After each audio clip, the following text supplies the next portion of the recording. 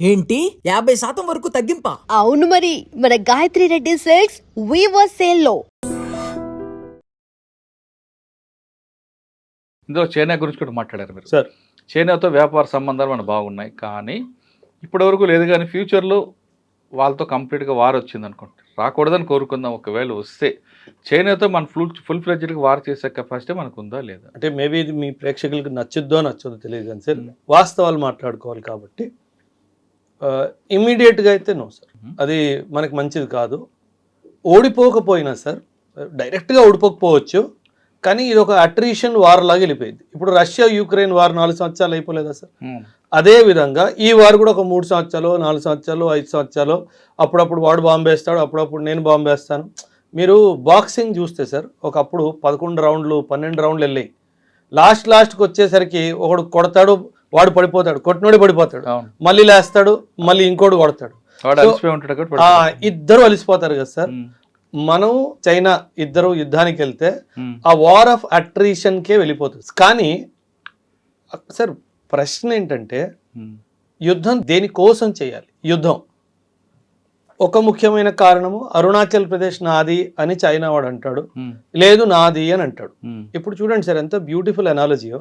అక్కడ అరుణాచల్ ప్రదేశ్లో ఉన్న కొన్ని టిబెటన్ మొనాస్ట్రీస్ అక్కడ టిబెట్లో ఉన్న మొనాస్ట్రీస్కి ట్యాక్స్ రూపంగా డబ్బులు ఇచ్చేయి సార్. తను ఏమంటాడు, వాళ్ళు నాకు ట్యాక్స్ పే చేసేవాళ్ళు, టిబెట్ మొనాస్ట్రీస్కి ట్యాక్స్ పే చేసేవాళ్ళు కాబట్టి వాళ్ళు కూడా టిబెట్లో భాగం అన్నట్టుగా అంటున్నాడు. దీనికి ఇంకో క్రాస్ ఎగ్జాంపుల్ నేను మీకు ఇస్తాను సార్, మీ ప్రేక్షకులకు అర్థమైపోయింది. లండన్లో గురుద్వారా ఉంది సార్, చాలా పెద్ద గురుద్వారా ఉంది. ఆ లండన్లో గురుద్వారా కొన్ని డబ్బులు అప్పుడప్పుడు ఇక్కడ గోల్డెన్ టెంపుల్ అమృత్సర్కి, నాందేడ్లో ఉన్న గురుద్వారాకి పంపిస్తుంది. దాన్ని ట్యాక్స్ అనండి, డొనేషన్ అనండి, ఇంకేమైనా అనండి. అలాంటప్పుడు లండన్ ఇండియాది అయిపోయిద్దా సార్? అవుదు కదా. ఎంత మూర్ఖత్వం సార్. ఇక్కడ మొనాస్ట్రీ, టిబెట్ మొనాస్ట్రీస్కి డబ్బులు అందిస్తే ఈ మొనాస్ట్రీ ఉన్న స్థలం నాది అని చెప్పేసి ఎలాగవుతుంది? అంటే అసలు బుర్ర లేని మాట సార్ అదంతా. సో చైనా వాడు ఏంటంటే, నాకు నీకు తగు ఉంది, మన బార్డర్ డిస్ప్యూట్ ఉంది, ఇది అలైవ్ ఉంది అని చెప్పడానికి మాత్రమే దాన్ని ఓపెన్ ఉంచాడు sir. Sikkim is an integral part of India అని 2003లో యాక్సెప్ట్ చేసిన చైనా అరుణాచల్ ప్రదేశ్ యాక్సెప్ట్ చేయకపోవడానికి కారణం ఏంటంటే ఆ డిస్ప్యూట్ అలా అలైవ్ ఉండాలి సరే, ఏదో ఒకటి ఉండాలి 100%. ఇప్పుడు చైనా ఎలా అంటే సార్, ఎప్పుడైనా గుర్తుపెట్టుకోండి సార్, నేషనల్ పవర్ అంటాం సార్. నేషనల్ పవర్ అంటే ఆర్థికంగాను, సామాజికంగాను, పొలిటికల్ గాను, మిలిటరీ గాను మనకన్నా కొంచెం పై ఎత్తే ఉంది చైనాది.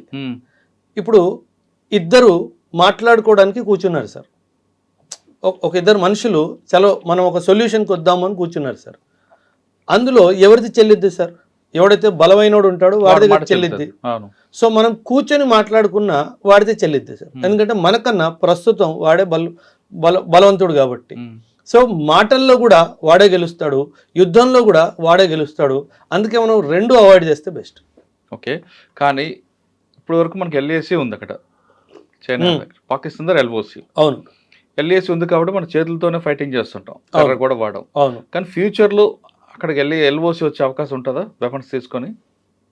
అంటే ఇప్పుడు రాకూడదని కోరుకుందాం. రాకూడదు సార్. సార్ చైనా చాలా తెలివైన దేశం సార్. మనము చైనాని ఎప్పుడు అంటే మనం చైనా గూడ్స్ ఉంటాయి కదా, చైనా మాల్ చూసి చైనాని కంపేర్ చేసుకుంటాం, కానీ అది వాస్తవం కాదు సార్. మీరు సైన్స్లో కానీ, రోబోటిక్స్లో కానీ, ఆర్టిఫిషియల్ ఇంటెలిజెన్స్లో కానీ, మెషిన్ లెర్నింగ్లో కానీ ఇవన్నీ చూసుకుంటే చైనా చాలా దూరం వెళ్ళిపోయింది సార్.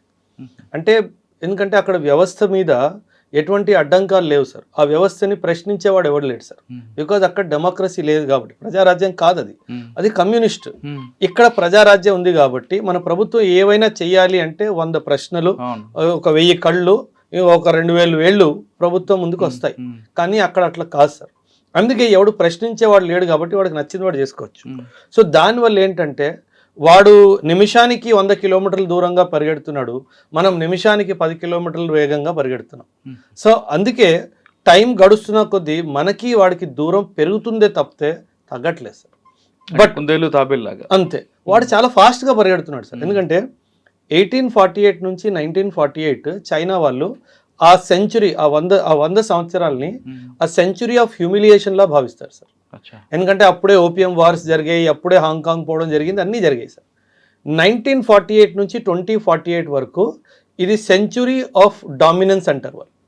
సో వాళ్ళు ఇప్పుడు ఆ డామినెన్స్ ఫేజ్లో ఉన్నారు కాబట్టి ఈ టైం ఫ్రేమ్లో సార్ నేను అనుకున్నంత వరకు, నేను ఇంటర్నేషనల్ రిలేషన్షిప్స్ని అర్థం చేసుకున్నంత వరకు నాకు తెలిసి 2047 వరకు చైనా చేస్తే గనక ఒకే ఒక యుద్ధం చేసే అవకాశం ఉంది, అది తైవాన్ని ఆక్రమించుకోవడం సార్.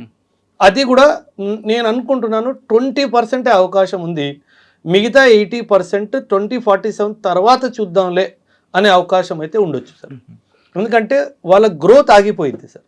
వాళ్ళకి ఏంటంటే 2048 లోపు నేను వరల్డ్ నంబర్ 1 ఉండాలి అన్న ఆలోచన వాడుకుంది. ఇది మంచి ఆలోచన, చైనా పరంగా చూసుకుంటే మంచి ఆలోచన. సో ఇప్పుడు యుద్ధానికి వెళ్తే వాడు మళ్ళీ వెనక్కి వెళ్ళిపోతాడు.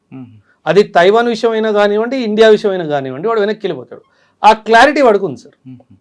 సో ఖచ్చితంగా మన దేశం మీద కానీ తైవాన్ మీద కానీ యుద్ధానికి వెళ్ళే అవకాశం తక్కువ ఉంది అన్నది నా అనుమానం. మలాక్కా డైలమా అని చెప్పి చైనాకి ఒక చాలా పెద్ద సమస్య ఉంది సార్. ఇండోనేషియా దగ్గర మలాక్కా స్ట్రైట్ ఉంది సార్.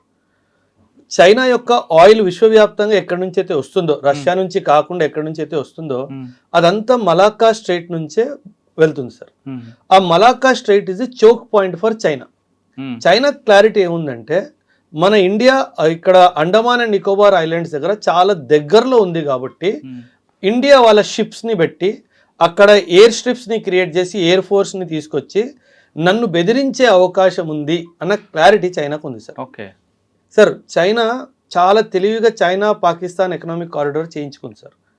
వాళ్ళ భయం ఏంటంటే మలాక్కా స్ట్రైట్ ఈస్ట్లో బ్లాక్ అయినప్పుడు పాకిస్తాన్ ద్వారా నాకు ఆయిల్ రావాలి, కానీ ఇండియన్ నేవీ అటు కరాచీ పోర్ట్ని గ్వాదర్ పోర్ట్ని రెండింటినీ బ్లాక్ చేస్తుంది, ఇక్కడ మలాక్కా స్ట్రైట్ రెండింటినీ బ్లాక్ చేస్తుంది సార్. ఈ రోజు కూడా మనం ఆ పని చేయగలం. చైనాకి ఆ విషయం తెలుసు.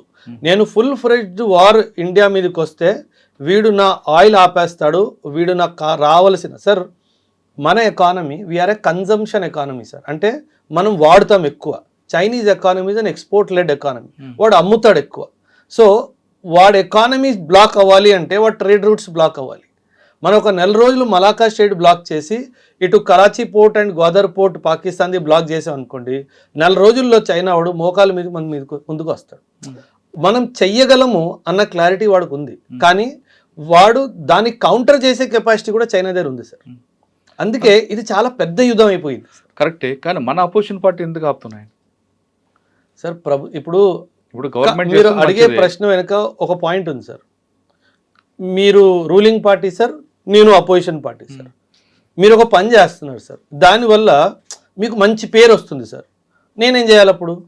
నువ్వు చేస్తున్న పని తప్పు. కరెక్ట్, అది రాజకీయంగా మీరు అన్నట్లు అది పాలిటిక్స్, నేషనల్ సెక్యూరిటీ నేషనల్ సంబంధించిన విషయం వ్యవహారం కదా. అపోజిషన్ పార్టీ అది అపోజిషన్ లో ఎవడున్నా సరే సార్, ప్రస్తుతం ఉన్న పార్టీ అపోజిషన్ లో ఉన్నా లేదా ఇప్పుడు పరిపాలన ఉన్న పార్టీ అపోజిషన్ లో ఉన్నా ఎవరైనా సరే అదే పని చేస్తారు కదా సార్. ఎందుకంటే క్రెడిట్ అక్కడికి వెళ్ళిపోతుంది కదా సార్. మీ క్రెడిట్ వచ్చేసింది అనుకోండి, నేను ఎందుకు కోరుకుంటాను? మీకు హిస్టరీ చెప్తాను. క్రెడిట్ కోసం మనం కొన్ని విషయాలు తీసుకుంటే నేషనల్ సెక్యూరిటీ అవ్వచ్చు, నేషనల్ డెవలప్మెంట్ విషయంలో కొంత కాంప్రమైజ్ అవ్వాలి అనేది రాజకీయ నాయకుల దగ్గర మనం ఎక్కువ ఎక్స్పెక్ట్ చేయట్లా, అది ఎక్స్పెక్టేషన్ ఎక్కువైపోలా. మీరు ఆదర్శవాదం చూస్తున్నారు, అది పాలిటిక్స్ లో పనిచేసిద్దా సార్? జరగదు. ఇప్పుడు 1 నేషన్ 1 ఎలక్షన్ ఒక జరిగింది, బీజేపీ దాన్ని మొత్తానికి తీసుకొచ్చే క్రమంలోనే ఉంది. ఒక్క టైం ఇప్పుడు 1 నేషన్ 1 ఎలక్షన్ ఉండొద్దు అని చెప్పి కాంగ్రెస్ వాళ్ళు ఫైట్ చేస్తున్నారు. ఒకప్పుడు 1 నేషన్ 1 ఎలక్షన్ కావాలని చెప్పి కాంగ్రెస్ ఫైట్ చేసింది, వద్దు అని బీజేపీ ఫైట్ చేసింది.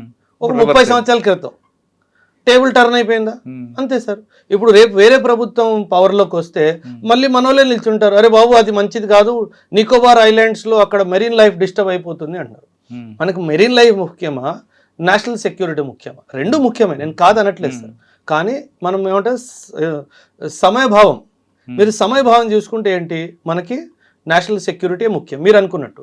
అది ఎప్పుడు మీరు ఒక నేషనలిస్ట్ అయినప్పుడు, మీరు నేషనలిస్ట్ కానప్పుడు అది మీకు ముఖ్యం కాదు. ఆ వార్ ఆఫ్ అట్రిషన్కే వెళ్ళిపోతుంది. కానీ సార్ ప్రశ్న ఏంటంటే యుద్ధం దేనికోసం చేయాలి? యుద్ధం ఒక ముఖ్యమైన కారణము అరుణాచల్ ప్రదేశ్ నాది అని చైనా వాడు అంటాడు, లేదు నాది అని అంటాడు.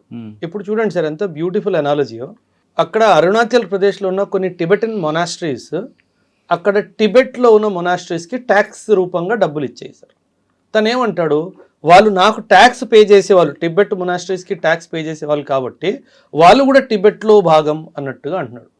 దీనికి ఇంకో క్రాస్ ఎగ్జాంపుల్ నేను మీకు ఇస్తాను సార్, మీ ప్రేక్షకులకు అర్థమైపోయింది. లండన్లో గురుద్వారా ఉంది సార్, చాలా పెద్ద గురుద్వారా ఉంది. ఆ లండన్లో గురుద్వారా కొన్ని డబ్బులు అప్పుడప్పుడు ఇక్కడ గోల్డెన్ టెంపుల్ అమృత్సర్కి, నాందేడ్లో ఉన్న గురుద్వారాకి పంపిస్తుంది. దాన్ని ట్యాక్స్ అనండి, డొనేషన్ అనండి, ఇంకేమైనా అనండి. అలాంటప్పుడు లండన్ ఇండియాది అయిపోయిద్దా సార్? అవుదు కదా. ఎంత మూర్ఖత్వం సార్. ఇక్కడ మొనాస్ట్రీ, టిబెట్ మొనాస్ట్రీస్కి డబ్బులు అందిస్తే ఈ మొనాస్ట్రీ ఉన్న స్థలం నాది అని చెప్పేసి ఎలాగవుద్ది? అంటే అసలు బుర్ర లేని మాట సార్ అదంతా. సో చైనా వాడు ఏంటంటే, నాకు నీకు తగు ఉంది, మన బార్డర్ డిస్ప్యూట్ ఉంది, ఇది అలైవ్ ఉంది అని చెప్పడానికి మాత్రమే దాన్ని ఓపెన్ ఉంచాడు sir. Sikkim is an integral part of India అని 2003లో యాక్సెప్ట్ చేసిన చైనా అరుణాచల్ ప్రదేశ్ యాక్సెప్ట్ చేయకపోవడానికి కారణం ఏంటి? ఏంటంటే ఆ డిస్ప్యూట్ అలా అలైవ్ ఉండాలి సార్, ఏదో ఒకటి ఉండాలి 100%. ఇప్పుడు చైనా ఎలా అంటే సార్, ఎప్పుడైనా గుర్తుపెట్టుకోండి సార్, నేషనల్ పవర్ అంటాం సార్. నేషనల్ పవర్ అంటే ఆర్థికంగాను, సామాజికంగాను, పొలిటికల్ గాను, మిలిటరీ గాను మనకన్నా కొంచెం పై ఎత్తే ఉంది చైనాది. ఇప్పుడు ఇద్దరు మాట్లాడుకోవడానికి కూర్చున్నారు సార్, ఒక ఇద్దరు మనుషులు చలో మనం ఒక సొల్యూషన్కి వద్దాము అని కూర్చున్నారు సార్. అందులో ఎవరిది చెల్లిద్ది సార్? ఎవడైతే బలమైనోడు ఉంటాడో వాడిది చెల్లిద్ది. సో మనం కూర్చొని మాట్లాడుకున్న వాడితే చెల్లిద్ది సార్, ఎందుకంటే మనకన్నా ప్రస్తుతం వాడే బలవంతుడు కాబట్టి. సో మాటల్లో కూడా వాడే గెలుస్తాడు, యుద్ధంలో కూడా వాడే గెలుస్తాడు. అందుకే మనం రెండు అవాయిడ్ చేస్తే బెస్ట్. ఓకే, కానీ ఇప్పుడు వరకు మనకి ఎల్ఏసీ ఉంది అక్కడ చైనా, పాకిస్తాన్ దగ్గర ఎల్ఓసి. అవును, ఎల్ఏసీ ఉంది కాబట్టి మన చేతులతోనే ఫైటింగ్ చేస్తుంటాం, కర్ర కూడా వాడడం. అవును, కానీ ఫ్యూచర్లో అక్కడికి వెళ్ళి ఎల్ఓసి వచ్చే అవకాశం ఉంటుందా వెపన్స్ తీసుకొని? అంటే ఇప్పుడు రాకూడదని కోరుకుందాం. రాకూడదు సార్. సార్ చైనా చాలా తెలివైన దేశం సార్. మనము చైనాని ఎప్పుడు అంటే మనం చైనా గూడ్స్ ఉంటాయి కదా, చైనా మాల్ చూసి చైనాని కంపేర్ చేసుకుంటాం, కానీ అది వాస్తవం కాదు సార్. మీరు సైన్స్లో కానీ, రోబోటిక్స్లో కానీ, ఆర్టిఫిషియల్ ఇంటెలిజెన్స్లో కానీ, మెషిన్ లెర్నింగ్లో కానీ ఇవన్నీ చూసుకుంటే చైనా చాలా దూరం వెళ్ళిపోయింది సార్. అంటే ఎందుకంటే అక్కడ వ్యవస్థ మీద ఎటువంటి అడ్డంకాలు లేవు సార్. ఆ వ్యవస్థని ప్రశ్నించేవాడు ఎవడు లేడు సార్, బికాజ్ అక్కడ డెమోక్రసీ లేదు కాబట్టి. ప్రజారాజ్యం కాదు అది, అది కమ్యూనిస్ట్. ఇక్కడ ప్రజారాజ్యం ఉంది కాబట్టి మన ప్రభుత్వం ఏవైనా చెయ్యాలి అంటే 100 ప్రశ్నలు, ఒక 1000 కళ్ళు, ఒక 2000 వేళ్ళు ప్రభుత్వం ముందుకు వస్తాయి. కానీ అక్కడ అట్లా కాదు సార్. అందుకే ఎవడు ప్రశ్నించేవాడు లేడు కాబట్టి వాడికి నచ్చింది వాడు చేసుకోవచ్చు. సో దానివల్ల ఏంటంటే వాడు నిమిషానికి 100 కిలోమీటర్ల దూరంగా పరిగెడుతున్నాడు, మనం నిమిషానికి 10 కిలోమీటర్ల వేగంగా పరిగెడుతున్నాం. సో అందుకే టైం గడుస్తున్న కొద్దీ మనకి వాడికి దూరం పెరుగుతుందే తప్పితే తగ్గట్లేదు సార్. బట్ తాబేలాగా అంతే, వాడు చాలా ఫాస్ట్గా పరిగెడుతున్నాడు సార్. ఎందుకంటే 1848 నుంచి 1948 చైనా వాళ్ళు ఆ సెంచురీ, ఆ 100 సంవత్సరాలని ఆ సెంచురీ ఆఫ్ హ్యూమిలియేషన్ లా భావిస్తారు సార్. ఎందుకంటే అప్పుడే ఓపియం వార్స్ జరిగాయి, అప్పుడే హాంకాంగ్ పోవడం జరిగింది, అన్నీ జరిగాయి సార్. 1948 నుంచి 2048 వరకు ఇది సెంచురీ ఆఫ్ డామినెన్స్ అంటారు వాళ్ళు.